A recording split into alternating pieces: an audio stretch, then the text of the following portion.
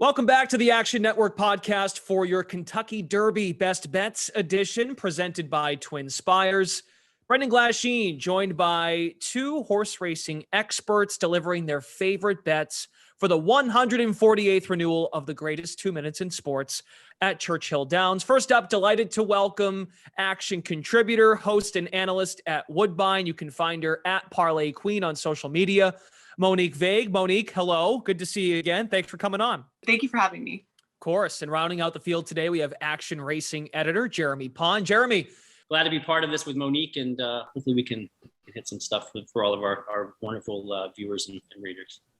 Monique Vag, give it to us. What do you like for the Derby? So in general for the Derby, I know we always kind of talk about not loving to bet the favorites, but I feel like Zandon's going to be so incredibly tough in here. Really impressed me actually last year as a juvenile in the battling against Mo Donegal in the Grade 2 Remsen. I thought he looked so good there. He had a bad break and an easy pace, which ultimately I think cost him any shot in the Risen Star, but to see him rebound in such a big way, he's definitely going to be my top pick in here. And I love those horses that come in with wins, their most recent, and have that type of confidence. As for a price play, I agree with Jeremy. That one is Cyberknife. He's a really interesting one. He's one of those later bloomers, got things going later on in his kind of campaign. He rebounded in a big way. I think he's someone who has that type of tactical speed and a good pedigree, which is also something that kind of interests me with him. He's going to be a huge price in here. I think it could end up setting up well for him as a big price. I know he's in the morning line at 20-1, expecting to see similar to that, maybe even a little bit higher at post. So he's someone that I would definitely be including in some of those exotics. Very nice. And you mentioned Zandon. I know we said off the top of the show, don't read too much into gate number. But that gate 10 has been favorable, 9 victories since the implementation of the starting gate. So Zandon being a favorite makes a lot of sense with that previous history. How about you, Jeremy? Best bet or bets for Saturday? Well, I hate to go the chalk route here, but I'm going to have to agree with Monique. Zandon is going to be tough to beat. The Bluegrass Stakes winner, 4 starts, 2 wins, a second and a third. He has not finished out of the money. Get jockey Flavian Pratt aboard. And this is a situation where this horse, you need to work out a great trip in the Derby.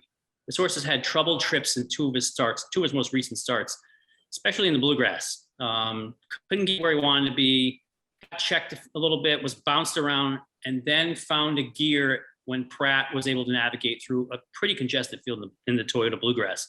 And wound up catching Smile Happy in the last quarter mile, and actually won going away, I think by 2 1/4 lengths, and was actually charged down. I just think this horse is sitting on a big race, and I like the fact he has Pratt. It's a situation where you got Chad Brown as the trainer, one of the elite trainers in the country, if not the world. But Pratt has worked out some trips in the Derby. Last year was with Hot Rod Charlie, finished 3rd, was pushed to 2nd when Medina Spirit was DQ'd. From the win. And then a couple years before that, he had Country House. It was a massive long shot. I can't remember that horse's odds, but it was an extremely high number, who wound up finishing 2nd to Maximum Security, who was also DQ'd. So 2 of the last 3 years, Pratt has worked out a trip. I mean, this is a West Coast jockey who was working out of Del Mar and Santa Anita, coming over to Churchill Downs, Midwest, that Midwest racing is different than the West Coast than it is the East Coast, and then it is in the South, southeastern part of the country, the Gulfstream. He's adapted and is able to navigate these massive fields and put this horse in a good position. So I just don't think that this horse is going to have any problems coming from that post position. You alluded to it before. It's a favorable spot. You don't want to be on the rail. You don't want to be way outside. Right in the middle there, he's going to be able to determine and dictate where he wants to go. So I think that's going to be he's going to be tough to beat. And I think, as Monique mentioned as well, we have not discussed this together privately. We did not connect up here in Toronto for coffee to discuss who we're picking. Cyberknife is another horse that I feel is good value right now. He's 20-1. It's one of 3 horses that trainer Brad Cox has in this race. Cox and Florent Giroux, who's going to be riding him, teamed up last year on Mandaloon, who finished 2nd in the Derby, but was moved up to 1st after Medina Spirit was DQ'd. So they technically won the Derby on paper. Now, it's great to win the Derby, obviously, but I'm pretty sure that they are going to want to win this thing fair and square, straight up, not have to, go to drug tests and things like that, and other factors that could come into a potential post-race DQ. That being said, this horse is, I think, sitting on another good race. I mean, he's coming well. He's run 6 times, 3 wins, 2 losses, finished out of the money only once. He's also by, which in horse racing means he's the son of Gunrunner, who's a Breeders' Cup Classic winner. Gunrunner got better as he got older. Gunrunner got the distance, and this isn't a 1.25 mile race. The majority of these horses, if not all of them, have never run this distance. So he has the bloodlines there to maybe improve off that nice win in the Arkansas Derby, and get a good position. So I think that's a horse that is going to be at value. He's probably going to go up close to 15 to 20 to 1. And I'll just throw in a quick little one for your exotic plays. Barber Road, going to be a massive price, 30 to 1 or longer, I'm sure. He's run a lot, 8 races, 2 wins, 4 losses, and a third. So he's in the money 7 of 8 times, which is a pretty good number. There's a $15,000 weanling purchase who has made more than $650K so far in his first 8 starts. He doesn't win races. His speed figures are 10 to 15 points lower than everybody else in the field, pretty much. But he's always there at the end. This horse tries hard.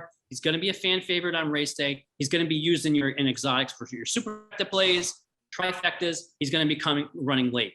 This is a horse you do not want to leave off your superfecta and your trifecta tickets, because he's going to pick up the pieces late as all these other horses tire, and he's going to be coming down the lane. So I think if you're going to throw a horse in there for a long shot in your exotics, or if you want to play a nice, whether it's $10 or $100 place bet for third, he's the horse you want to play, because he's going to give you a nice payout if he does come through. Very nice. Our experts are in agreement. Number 16 horse Cyberknife currently at 20 to 1 to win the Kentucky Derby, and then 10 horse Zandon, one of the heavy favorites, at 3 to 1. So for Jeremy Pond, Monique Vag, Brendan Glasheen, thanks for tuning in, everybody. Best of luck with your bets this weekend at the Kentucky Derby. And like we mentioned, we'll join you next time on the Action Network podcast.